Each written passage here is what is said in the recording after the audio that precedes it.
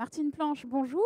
Vous êtes Bonjour. directrice générale déléguée de l'INPI, donc l'Institut national pour la propriété industrielle, si je ne me trompe Exactement pas. ça. Est-ce qu'on peut rappeler rapidement quelles sont les grandes missions de l'INPI? Alors, l'Institut national de la propriété industrielle, appelé aussi INPI, est un organisme public au service des innovateurs, que ce soit des entreprises, des artisans, des créateurs d'entreprises. Notre première mission, c'est de délivrer des titres de propriété industrielle, des brevets, des marques, des dessins et modèles, car chaque innovation, je dirais, il y a un titre qui lui est approprié. Parfois, sur une innovation, on peut avoir plusieurs titres.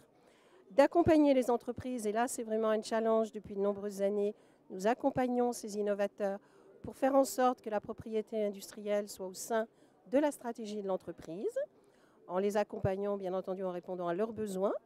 Et je dirais cette année, nous avons un plan stratégique qui va vraiment identifier cet accompagnement en fonction des besoins, que ce soit des besoins à l'export ou disons, en interne. Nous travaillons aussi sur les textes de loi à la propriété industrielle.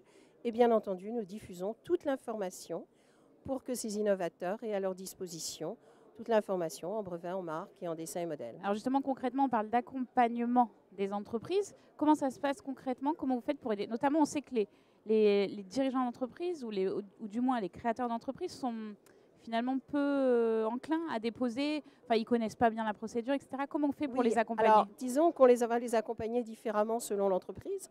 Si c'est une grande entreprise, nous allons lui mettre, disons, à sa disposition tous les outils électroniques qui lui permettent de déposer, de transmettre son courrier, donc énormément de dématérialisation de nos échanges. Bien entendu, cette dématérialisation est aussi au service des PME et des innovateurs. Par contre, pour les PME, souvent un chef d'entreprise ne sait pas ce que c'est la propriété industrielle. Nous allons aller dans l'entreprise, nous allons regarder où il en est sur la propriété industrielle, est-ce qu'il sait tout simplement ce que c'est, et nous allons adapter notre service, soit par de la formation, du coaching, et éventuellement l'aider, comme on le dit, tant sur la France qu'à l'export. Est-ce qu'ils sont conscients de l'importance de se protéger? Parce que ça ne concerne pas forcément que les innovations, ce n'est pas que les entreprises très innovantes. Non, ça peut être du service.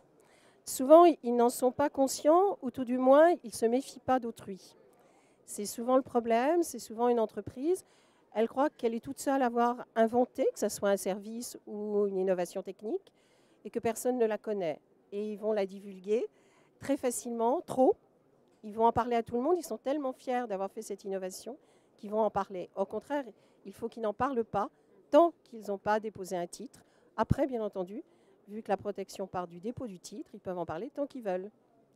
Donc en tout cas, on leur conseille à tous de contacter l'INPI, quoi qu'il en soit. L'INPI, que ce soit au siège à Paris ou dans nos délégations régionales, puisque nous avons 23 sites dans lesquels ils peuvent aller. Et ils ont là, sur place, des experts qui vont les aider. Martine Planche, merci beaucoup. Merci beaucoup.